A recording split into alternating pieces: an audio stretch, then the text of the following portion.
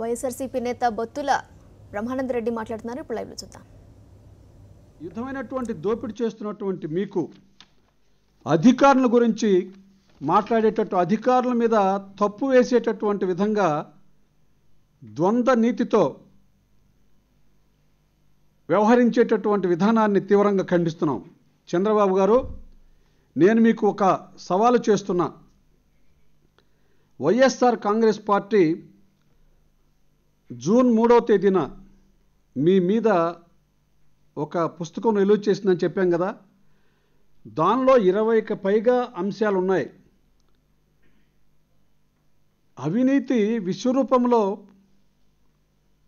విశ్వం వరకు ఎగబాకిందనేటటువంటి విధంగా అంశాల వారీగా ఇచ్చినటువంటి దానికి సంబంధించి మీ ఆస్తుల మీద, మీ మంత్రుల మీద సిబిఐ ఎంక్వైరీ కోరేటటువంటి దాన్ని మేము డిమాండ్ చేశాం.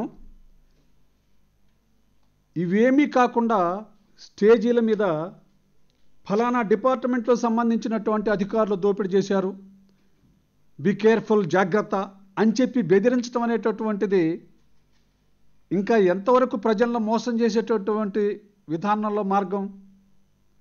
మీరు రాజధాని పేరుతో ఈ రాష్ట్రాన్ని రియల్ ఎస్టేట్ వ్యాపార సంస్థగా మార్చేసి దోపిడీ చేస్తున్నారు కదా. మీ రాజధాని అనేటటువంటి దాని పేరు చెప్పి 6 నెలల ముందేమో నూజివీడు ప్రాంతంలో నిర్మాణం చేశానని చెప్పడం, అక్కడికి వెళ్ళి మళ్ళీ కొంతమంది కొనుక్కోవడం, మళ్ళీ ఆ తర్వాత 2 మాసాలు దారిన తర్వాత హనుమాన్ జంక్షన్ ప్రాంతంలో నిర్మాణం చెప్పడం, అక్కడ కొనడం, ఆఖరకు మీరు మీ కోటరీ మొత్తం ఇప్పుడు రాజధాని నిర్మాణం చేయాలనేటటువంటి తొళ్ళూరు ప్రాంతంలో వేలాది ఎకరాలను హ్యాండ్ ఓవర్ చేసుకొని దాంతో రియల్ ఎస్టేట్ వ్యాపారం చేసి ఈ ప్రజల యొక్క సొమ్ము మొత్తాన్ని హరింపజేసేటటువంటి విధంగా రాష్ట్రం మొత్తం యొక్క సంపదను తుళ్ళూరు ప్రాంతంలో కేంద్రీకరింపజేసి దాన్ని మీ తాతల దగ్గర నుండి ఏర్పడినటువంటి ఆస్తిగా రూపొందించుకునేటటువంటి అవినీతికరమైనటువంటి దారుణమైనటువంటి ప్రయత్నం చేస్తున్నటువంటిది మీరు కాదా చంద్రబాబు నాయుడు గారు? దీనికి ఏం జవాబు చెప్తారు?